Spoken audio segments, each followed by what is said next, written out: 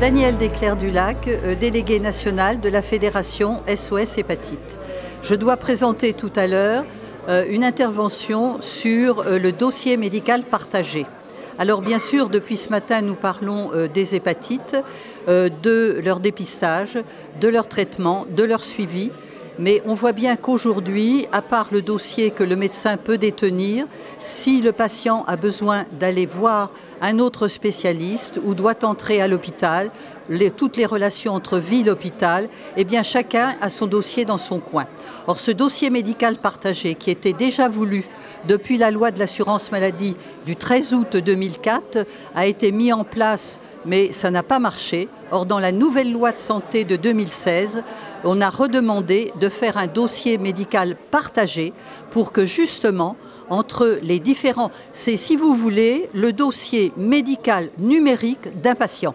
Et que ce patient est le seul à pouvoir accepter que ce dossier soit ouvert, il peut le remplir, il est libre de vouloir que certaines observations, informations soient dans ce dossier et il est surtout libre de savoir quels sont les professionnels de santé qui peuvent le consulter.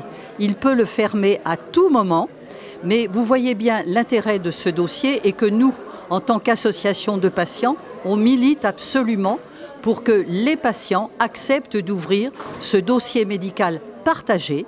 Ils peuvent être accompagnés pour le faire, puisque c'est du numérique, soit par les caisses primaires d'assurance maladie, soit dans les pharmacies, auprès de toutes les associations, et ça leur permet d'avoir véritablement le suivi de leur pathologie, pas seulement des hépatites bien sûr, mais de tout type de problèmes qu'ils pourraient rencontrer dans leur parcours de vie, dans leur parcours de soins.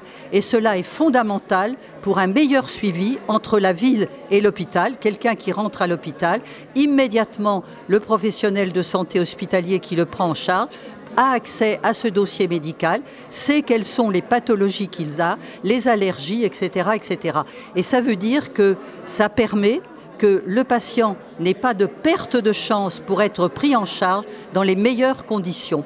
Donc nous militons beaucoup pour la mise en œuvre de ce dossier médical partagé.